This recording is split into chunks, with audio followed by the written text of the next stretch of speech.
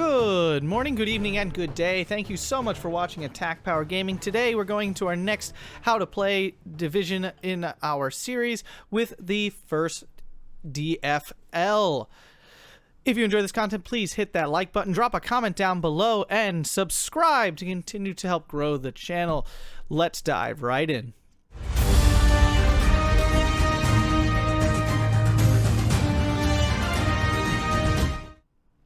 So here we have my Maverick version of the first DFL. This deck can be built a lot of different ways. It's very strong, very powerful, leans a lot on its really unique and powerful infantry tab. It does have a really strong RD tab, which I'm not taking advantage of here in this Maverick build, and it also has a really strong air tab, so it has a lot of flexibility in a lot of ways. Let's hop right into this infantry tab. This one's really fun because you get a whole lot of options. Most infantry tabs do not have this much variety, so you can build this very differently. If you don't like some of my choices, I encourage you to try other ones. A lot of these units are very good. Some of them are very similar. Like if you look at these two units, they're extremely similar. You're just looking at like a slight difference in the loadout. The AFN version has 2 Stens versus the AEF, which has 1 Thompson, which are arguably similar, but whatever. It kind of depends on how you plan to use them. You know, you have these chooks here, these commando rifle squads. I mean, they're good. They have the Willie Pete Flame thing, so those are solid. I just have so many other options. It's just hard to choose. I went with these FFI Mosquissards. I'm so sorry if I'm mispronouncing that. Solid close range infantry unit. It's got Molotov cocktails, 3 Stens, and an automatic rifle, so they do pretty well at close range. Definitely, you can switch these guys out with these chokes if you wanted to, but the problem with these guys is they're double vetted, and you have to take them double vetted, so they will perform really well, but you're definitely going to get less of them. Then I have the Bimps. These are the highlight infantry of this division right here. They're super good because they have bazookas, 2 Bren, so those are automatic rifles. Automatic rifle means they will shoot within 100-meter range, which is a big deal. And they have double Thompson. 12-man squad, really strong, just all around a really powerful squad. Then I have the Legionaries. Okay, I have 3 squads of those. You can actually go up all the way to 4. You have to take them double vetted. They still have pretty good availability for a double vet squad. Like if you double vet Pioneers or something, they go down to like 3. So this is pretty good. They have TNT. They also have the double BAR automatic rifle, 3 Thompsons. They're a 13-man squad. They're fanatical. I mean, these guys are just really strong all around. They work at longer range, but really where you want these guys to be is, of course, nice up in your opponent's face. Have a command squad. Also, this has a bazooka too. There's so many bazookas, it's amazing. Like the opponent cannot drive vehicles close to you, essentially.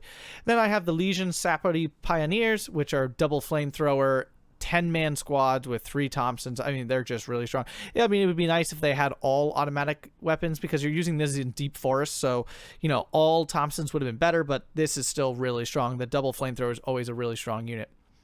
Going into B, I decided this squad for my line infantry. Took the unvetted because I'm definitely gonna need some infantry. I'm actually quite low on the infantry number. Another card of Bimps and 2 more cards of Legionaries is how I'm filling out. Definitely a low number, at least for me personally. It's definitely doable with Maverick. I'm hoping to be winning by C phase, so I'm definitely not looking to grind a long time. That's definitely not the idea here. Hopping back into the Recon, I am augmenting my infantry tab a little bit with these Fusiliers. They're not fantastic. I don't usually love these kind of squads, but Thompsons are actually really, really strong. M1 carbines are basically like kind of weakened submachine guns, but they do fire very fast. So 6 men, they can do some work, and the fact they're recon means they don't affect the front line. They can sneak around and do some damage, maybe pick off some even like mortars or leaders or something like that. So that's what I'm looking to use them for, basically in squads of 2, because if you double them, then they're very solid. It's a 12-man close range squad, so it can be very solid. And then the Commando d'Afrique. These are quite good. I mean, anytime you can get AT weapons in your Recon tab, that's fantastic, because then you get these big bazooka teams that can sneak behind really easily. They have semi-automatic rifles, 4 Toms. I mean, this is just an excellent squad. I would take this in any phase. Then I'm taking the Stuart. That's what this is, basically. Nice little light tank that you can use with your Recon.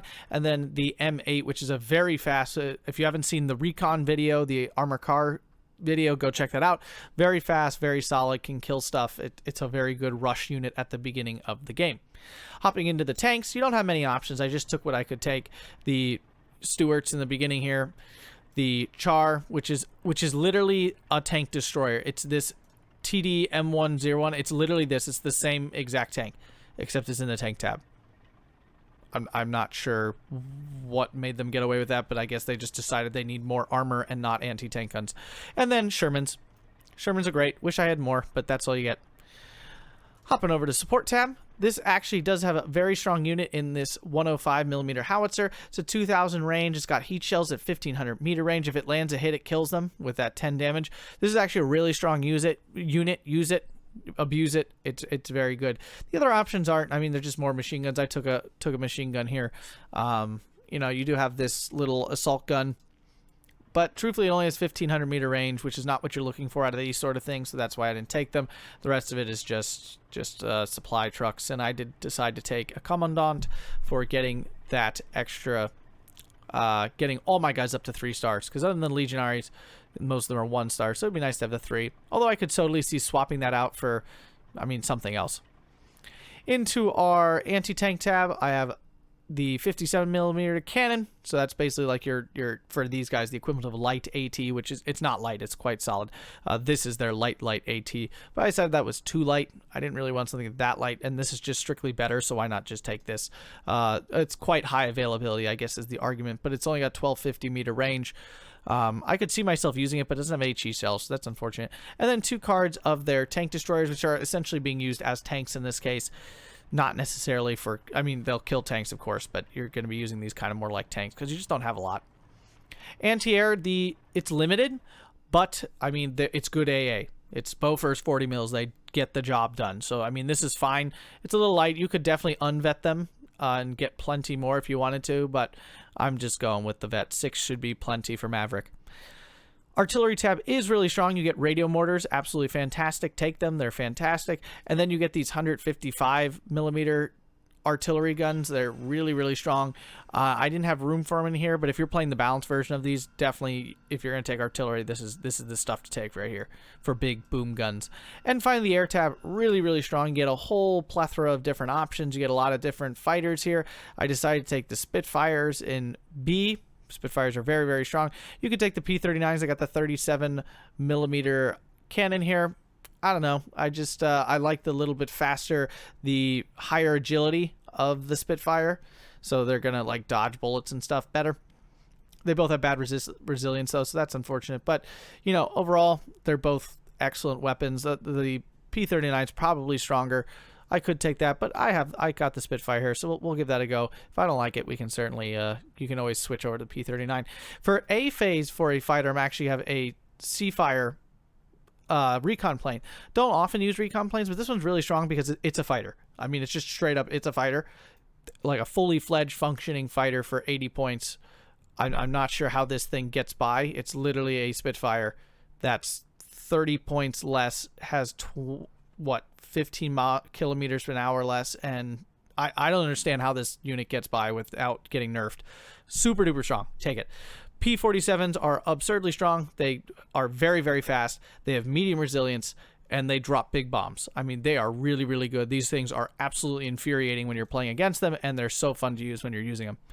Then Hellcat, also very strong, super fast again, medium resilience, bigger bombs, bigger booms. Hellcat with AT rockets. You can certainly argue to use Marauders, but Marauders are kind of slow, but they have a lot of big bombs. So definitely options here for you. So that's how I'm building my Maverick version of the DFL. You can definitely build a balanced version too, but I just don't think, I think with the lack of armor, and the lack of AA, I think it's definitely built as a stronger Maverick deck, because if the opponent starts targeting your AA and stuff, which they inevitably will with their artillery piece and stuff, you can run out really quick. Even if you unvet all that AA, it can die really fast. You know, and if you're taking the better infantry, because you're forced to at least you have to 1-vet BIMPs and you have to 2-vet legionaries. You know, if you're taking those guys, you're actually not getting that much infantry. You're going to find yourself really short. You actually have to take these 20-point like infantry squads, which are really good for 20-point infantry squads, but they're not like really good infantry squads overall. They'll lose to Panzergrens and things like that for sure. So, you know, how you build this deck is it's definitely flexible, but I think Maverick is the way to go with this division for sure. If you enjoyed this video, please hit that like button and subscribe to the channel for more Steel Division 2 content. Have yourself a fantastic day.